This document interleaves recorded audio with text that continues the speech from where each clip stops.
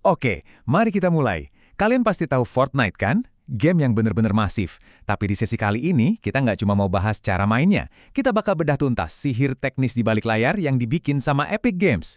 Ini adalah cerita tentang gimana mereka meracik sebuah mahakarya optimasi. Coba bayangin gini ya, gimana caranya sebuah game dengan jutaan pemain aktif, update map yang super gede, dan ledakan kosmis di mana-mana, tapi tetap bisa jalan mulus banget, bahkan cuma di HP yang ada di kantong kalian. Nah, hari ini kita bakal jadi detektif teknologi. Kita bakal cari tahu apa yang bikin game ini kadang lag parah, dan gimana para jenius di Epic Games nyembuhin masalah itu. Bagian pertama, pencarian target 60 FPS. Jadi gini, buat para developer, angka 60 frame per second atau 60 FPS itu bukan sekedar pajangan. Itu nyawanya game, dan taruhannya gede banget. Unreal Engine yang dipakai Fortnite ini nggak bisa cuma fokus manjain PC Sultan. Nggak. Game ini harus jalan sama persis dan tetap adil, mulai dari PC monster, konsol di ruang tamu, sampai ke layar HP kalian. Dia harus ngunci di 60 FPS, minim delay biar bidikan kalian akurat, tapi visualnya juga harus tetap manjain mata. Kebayang nggak tuh pusingnya developer mikirin ini setiap detiknya? Bagian kedua, mendiagnosis lonjakan lag yang tiba-tiba muncul. Nah, bayangin ada update map gede-gedean, efek visual makin gila, tiba-tiba pasien kita ini frame rate-nya anjlok parah, jadi cuma 30-40 FPS. Buat kalian yang main game shooter serba cepat, turun drastis ke 30 FPS itu rasanya kayak bencana kan? Layar kerasa berat banget, kontrol jadi telat, dan ya, kalian bisa langsung kalah saing. Ini benar-benar gejala mematikan buat game yang butuh refleks kilat. Kalau kita jadi dokter yang lagi meriksa pasien nih, mari kita lihat catatan gejalanya. Pasien kita ini sering kolaps di area map yang lagi ramai banget. FPS-nya drop drastis, patah-patah parah alias stuttering, dan sistemnya kewalahan nampung objek-objek baru yang tiba-tiba muncul. Pasti ada sesuatu di dalam sistem yang benar-benar lagi tersedak. Bagian ketiga, bottleneck pada grafis. Mari kita bongkar kap mesinnya. Biar gampang ngebayangin kekacauannya, anggap aja sistem ini kayak sebuah restoran. CPU itu pelayan restoran yang lagi panik karena nerima terlalu banyak pesanan kecil-kecil dari pelanggan. Nah, dalam dunia grafis ini yang namanya draw calls. Terus, GPU itu koki di dapur yang lagi stres berat karena harus masak resep yang super rumit dengan segala bumbu efek visual. Ini tuh proses shader yang berat banget.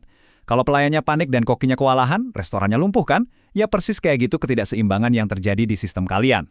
Akar masalahnya sering banget ada di fenomena yang namanya overdraw. Bayangin, ada efek ledakan, asap tebal, ditambah efek cahaya yang numpuk jadi satu. Kelihatannya sih keren banget, tapi buat GPU, lapisan-lapisan transparan ini maksa sistem buat ngitung rumus matematika ribet di piksel yang sama, berulang-ulang, padahal ujung-ujungnya juga ketutup asap di depannya. Ini tuh ibarat nabrak tembok matematika tak kasat mata yang benar-benar bikin hardware grafis kalian megap-megap. Bagian keempat, gudang senjata optimasi milik Epic. Pasiennya kritis tapi tenang. Epic Games punya jurus jitu. Senjata pertama, Culling. Ini murni ilusi cerdas dari developer. Prinsipnya simple banget. Kalau kamera pemain nggak bisa lihat suatu objek, entah karena posisinya di belakang karakter atau ketutup gunung raksasa, yang ngapain engine game capek-capek buang tenaga buat ngegambar objek itu? Cukup abaikan aja. Prosesnya cepet banget. 1. Engine ngitung arah pandangan kamera pemain secara presisi. 2. Semua objek yang nggak kelihatan langsung dibuang dari antrian. 3. Boom. Efisiensi rendering langsung meroket tajam. Beban koki di dapur tadi langsung berkurang, jadi dia bisa fokus masak pesanan yang beneran penting aja. Terus ada lagi trik brilian yang namanya Level of Detail atau LOD. Coba pikir-pikir lagi deh, kalian beneran butuh lihat detail urat daun di pohon yang jaraknya sekilo dari karakter kalian? Nggak kan? Nah, LOD ini nyelamatin GPU dengan cara nuker model 3D yang resolusinya tinggi pakai versi geometri murah yang rendah poligon khusus buat objek yang posisinya jauh. Kalian nggak bakal sadar perbedaannya, tapi trik ini bener-bener ngirit daya komputasi dan bahkan nahan HP kalian biar nggak cepet panas. Senjata berikutnya, batching dan instancing. Ingat pelayan restoran yang kewalahan bawa pesanan kecil-kecil tadi? Lewat teknik batching, manajer restoran nyuruh pelayan buat ngumpulin 50 pesanan minuman yang sama jadi satu tiket besar sebelum dikasih ke koki. Dengan ngelompokin objek-objek kecil ini, komunikasi dari CPU ke GPU jadi jauh lebih efisien. Pelayannya santai, dapurnya juga lancar jaya. Perawatannya tentu nggak berhenti di situ ya. Ada penanganan sekunder yang kerja diam-diam. Contohnya, nyederhanain efek cahaya. Atau yang paling gila, Dynamic Resolution Scaling. Ini tuh ibarat jaring pengaman tak kasat mata. Pas layar lagi penuh ledakan dan FPS mulai ngos-ngosan, game bakal otomatis nurunin resolusi selama sepersekian detik buat nyelamatin performa, terus langsung dibalikin jadi tajam lagi. Semua ini dikombinasiin sama kompresi memori biar kapasitas penyimpanan kalian tetap aman. Tapi satu hal yang harus kalian tahu, semua trik tadi nggak bakal bisa dilakuin secara buta. Developer tuh butuh alat khusus, ibarat stetoskop buat dokter. Mereka pakai tool canggih kayak Unreal Engine Profiler dan NVIDIA Insight buat mantau hardware secara real-time. Tanpa alat diagnostik ini, buat nemuin persis di mana titik macetnya, sebuah trik optimasi level dewa tadi bakal sia-sia dan nggak akan pernah tepat sasaran. Bagian kelima, keseimbangan sempurna. Mari kita lihat hasilnya.